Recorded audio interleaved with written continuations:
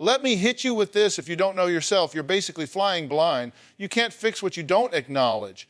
And if you're constantly bumping into the same problems, the same broken relationships, or the same frustration at work, guess what? That's not bad luck. That's you running on autopilot without even realizing it. Most people walk through life without a clue about how they actually show up. They think they're self-aware because they've read a book, done a personality quiz, or posted some inspirational quote online. But being aware isn't about thinking you know yourself. It's about being brutally honest with what you do, why you do it, and how it impacts the people around you.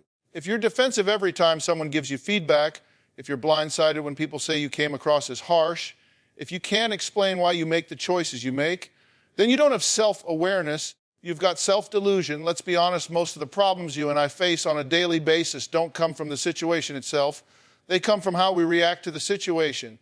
The moment something doesn't go our way, we let our knee-jerk emotions run the show. Somebody cuts you off in traffic, you flip out. Your partner says something that stings, you snap back without thinking. Your boss piles on a task last minute, and suddenly you're slamming doors in your mind and mentally updating your RA summary.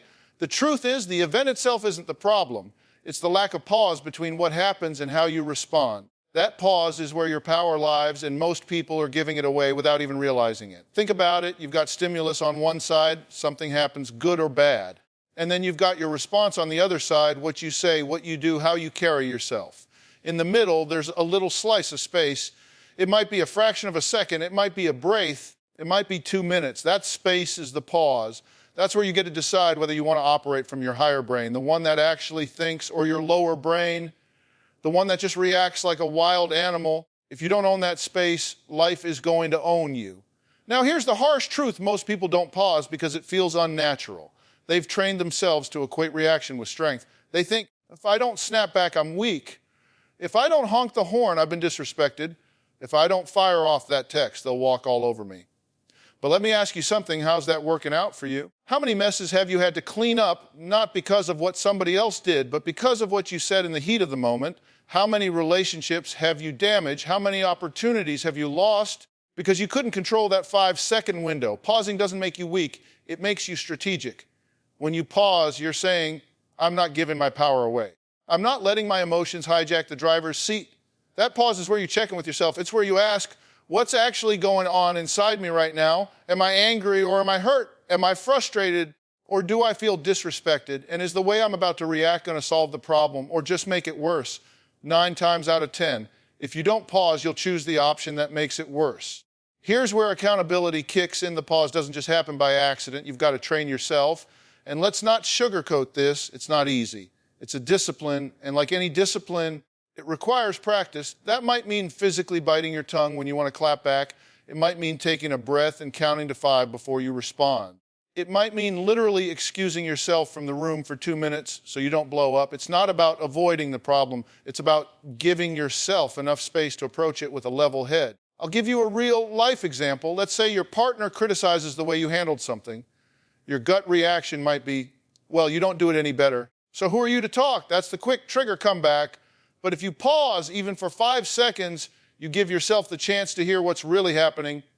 Maybe they weren't trying to attack you. Maybe they were just frustrated with the situation. If you react instantly, you're at war. If you pause, you might actually hear the concern behind their words and respond in a way that moves the relationship forward instead of tearing it down. Now, some people will say, but if I pause, I'll lose the moment. People will think I'm indecisive or weak. Wrong. Pausing doesn't make you weak. It makes you calculated. Watch any great leader, negotiator, or communicator. They pause. They let silence do the heavy lifting. They give themselves the upper hand by refusing to be dragged into an emotional dogfight. And here's the kicker. When you pause, you actually come across as more confident because you're showing that you don't need to react instantly to prove yourself. The pause is also where you uncover self-awareness. When you slow down, you start to recognize your triggers. You notice, wow, every time someone questions my competence, I feel that heat in my chest. Every time someone ignores me, I want to lash out. Those little signals are golden.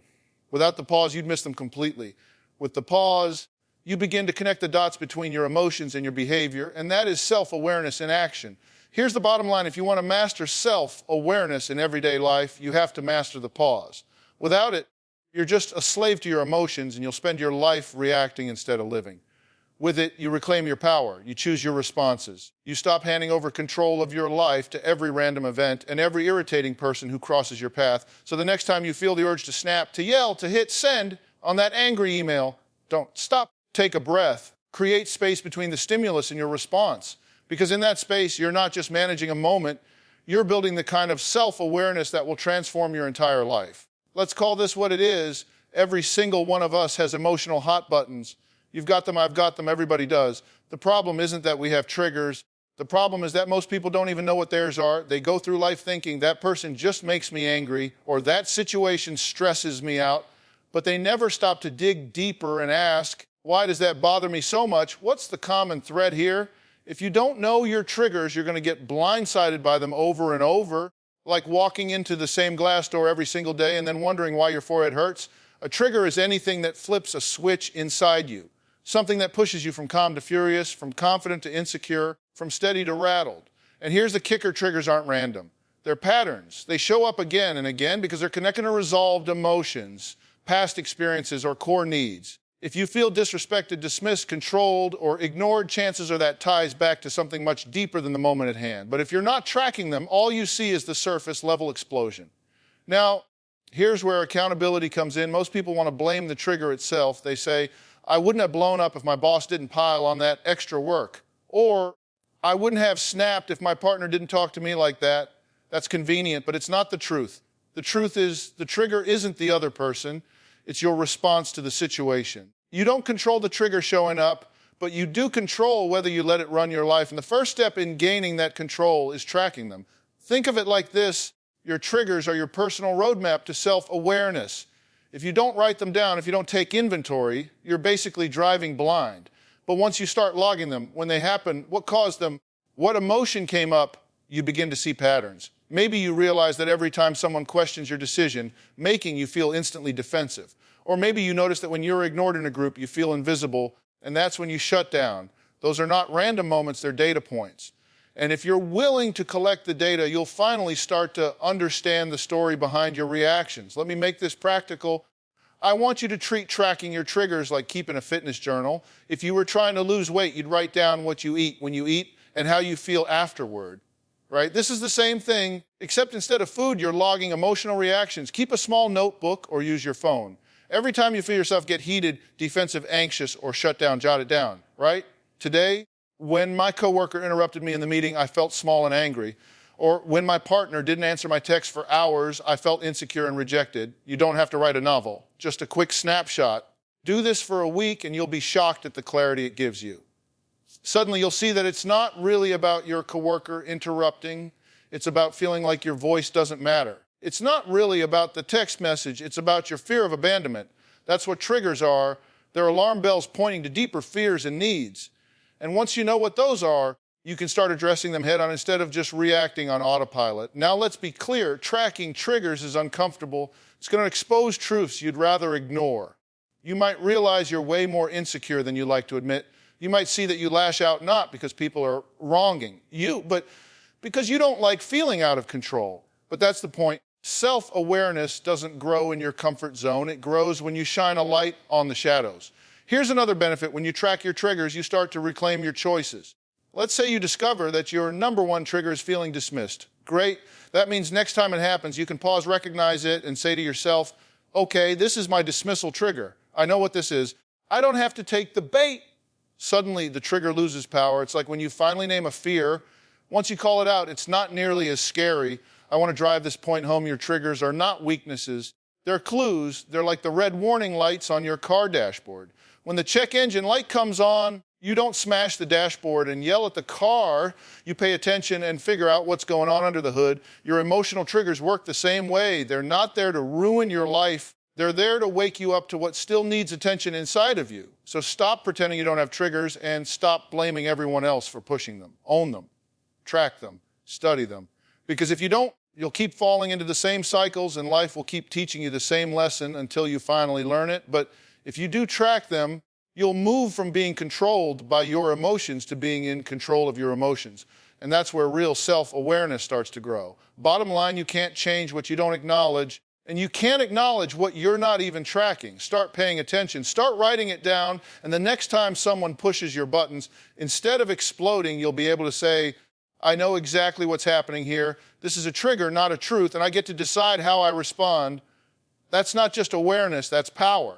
Most people will swear up and down that they're open to feedback, but let's get real. What they actually want is validation. They want someone to pat them on the back, say, you're doing great, and keep it moving. The second the feedback stings, they either get defensive, shut down, or start building a case for why the other person is wrong. That's not being open to feedback.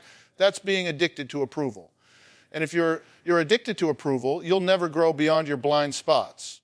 Here's the truth. The single fastest way to build self-awareness is to ask for honest feedback from people you trust and then actually listen to it without excuses. Why? Because self-awareness is all about seeing yourself clearly, and you can't see the full picture from the inside. You've got blind spots. We all do. The way you think you're coming across is not always the way people are experiencing you. And until you get that outside perspective, you're operating on assumptions, not reality. Think of it like this. You ever tried to check if you've got something stuck in your teeth without a mirror? You can run your tongue around all you want, but you'll probably miss it.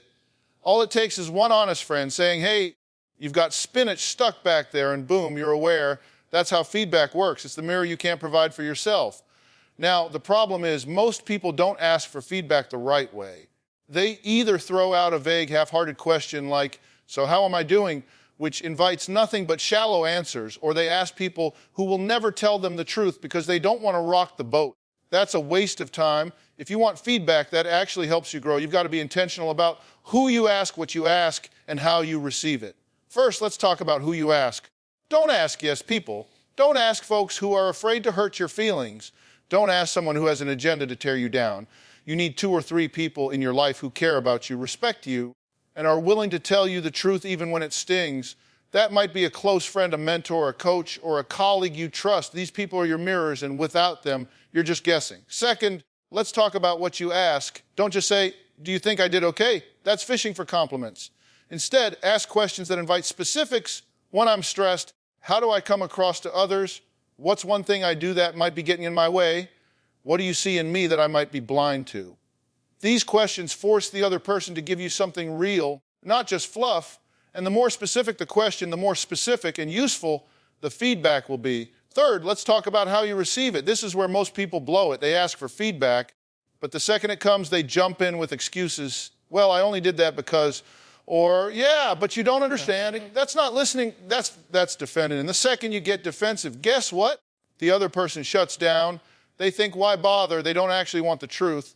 And just like that, you've closed the door to growth. If you're serious about building self-awareness, you've got to shut your mouth and just listen. Take notes if you have to. Sit with it. Even if you don't agree right away, even if it stings, hold on to it and reflect. Because sometimes the hardest feedback is the most accurate. Remember, this feedback isn't about who's right or wrong. It's about seeing yourself through another lens. Now, here's the tough part. You might not always like what you hear. Someone might tell you that you come across as dismissive or controlling or insecure. Your ego is going to want to fight back. But here's where accountability comes. You ask for this. You open the door. And if you really want to grow, you can't slam it shut just because the truth makes you uncomfortable. Growth and comfort do not ride the same bus. I'll give you an example. Imagine a manager who thinks he's a great leader because he keeps the team on task. He finally asks his team for honest feedback, and they say, you get the work done, but you're so harsh under pressure that we feel shut down and undervalued. At first, his pride is bruised. He wants to say, well, that's just how leadership works. But after sitting with it, he realizes they're right. His tone is undermining the very trust he needs to lead effectively. That's not a small insight, that's a game changer. And he never would have seen it without asking for feedback. The bottom line is this feedback is the bridge between who you think you are and how you actually show up. Without it, you're stuck in your own bubble. With it, you start aligning your intentions with your impact. And that's what true self-awareness is all about. So if you're serious about mastering self-awareness, stop asking for compliments and start asking for the truth. Surround yourself with people who care enough to be honest. Ask specific questions. Listen without defending. Sit with the discomfort. And then, this is key, do something with it. Because feedback without action is just wasted breath. At the end of the day, self-awareness isn't about being perfect. It's about being willing to see yourself clearly and make adjustments. And nothing sharpens that clarity faster than real, honest feedback. The question is, Are you brave enough to ask for it and strong enough to use it? Let me tell you something you might not want to hear. The most influential voice in your life is not your boss, your partner, or your critics. It's the voice in your own head. The way you talk to yourself shapes how you see the world, how you carry yourself, and how you respond to every challenge. If your self-talk is negative, self-defeating, or filled with blame, then you're not just undermining your confidence, you're sabotaging your self-awareness at the root. Here's the reality check. Most people don't even realize how toxic their inner dialogue is. They say things to themselves they'd never dream of saying to another human being. Stuff like, I'm so stupid, I always screw things up, I can't handle this, or I'll never be good enough. They think it's harmless, but it's not. Words matter. Every time you repeat those messages to yourself, you reinforce a belief system that traps you. And here's the kicker. You start living down to the labels you slap on yourself. Now, why does this matter for self-awareness? Because your inner dialogue is the filter you run your entire life through. If the filter is negative, you're not going to see yourself clearly. You'll misinterpret people's feedback, overreact to situations, and sabotage opportunities, not because reality is against you, but because your self-talk convinced you that it is. You can't master self-awareness if your inner voice is constantly lying to you. Think of self-talk as the narrator of your life story. If that narrator is constantly saying, you're failing, you're behind, you're not enough, then even when good things happen, you'll downplay them. On the other hand, if that narrator says, you're learning, you're adapting, you're capable, you'll process challenges as growth opportunities instead of proof that you're broken. The story you tell yourself matters more than the situation itself. Now here's where accountability comes in. You don't get to just shrug and say, well, that's how I am. I've always been hard on myself. That's not an excuse. That's a cop-out. Self-talk is a habit, and like any habit, it can be changed. But you can't change it if you don't first check it. So what does it mean to check your self-talk? It means becoming brutally honest about the messages you're feeding yourself day in and day out. It means catching the lies in real time and replacing them with something that actually serves you. This isn't about being delusional or faking positivity. It's about choosing a narrative that keeps you grounded in reality and aligned with your goals. Let's make this practical. Imagine you made a mistake at work. The old script might say, I'm an idiot, I can't do anything right, my boss probably regrets hiring me. If you don't check that, it spirals into shame and insecurity, which then impacts how you show up tomorrow. But if you pause and check your self-talk, you can flip the script to something like, I made a mistake, but mistakes are how I learn. Next time I'll handle it differently. Same event, two completely different outcomes. One leads to a downward spiral. The other builds resilience and growth. Here's another example. Say your friend cancels plans at the last minute. If your self-talk is toxic, you might go, they don't really like me, I'm not worth their time. That's not truth, that's insecurity narrating the story. If you check your self-talk, you might say, they're probably busy. This has nothing to do with my worth. Do you see the difference? The facts didn't change, but your interpretation did, and that interpretation shapes how you feel, how you act, and how you relate to others. Now, let's address the pitfall here. Some people swing too far the other way and use self-talk as a pep rally of denial. They pump themselves up with affirmations they don't even believe. I'm amazing, I'm perfect, I've got no flaws. That's not self-awareness, that's self-delusion. Checking your self-talk isn't about lying to yourself. It's about telling yourself the truth in a constructive way. Not, I'm perfect, but I'm imperfect and capable of improving. Not, nothing bothers me, but this is hard, but I can handle it. Here's the discipline. Every time you catch yourself saying something harsh, pause and ask, would I say this to someone I love? If the answer is no, then you've just uncovered a toxic script. Rewrite it on the spot. Replace, I always screw up with, I slipped up and I'll do better next time. Replace, I can't handle this with, this is tough, but I'm capable of figuring it out. I'm not enough with, I'm growing into who I need to be. These are not fluffy affirmations. They're balanced truths that build you up instead of tear you down. The bottom line is this: your self-talk is either a weapon or a tool. It can cut you down or it can build you up. And if you're not intentional about checking it, you'll spend your life fighting battles that don't even exist because your own mind created them. But if you choose to check it, challenge it, and rewrite it, you'll start to see yourself clearly, not through the lens of insecurity, but through the lens of growth and possibility. At the end of the day, self-awareness isn't just about knowing how others see you. It's about knowing how you see yourself. And that starts with the conversations you're having in your own head. So check your self-talk. Because if you don't control that inner voice, it will control you. And if you want to live with true awareness, confidence, and clarity, you can't afford to let the wrong voice run your life.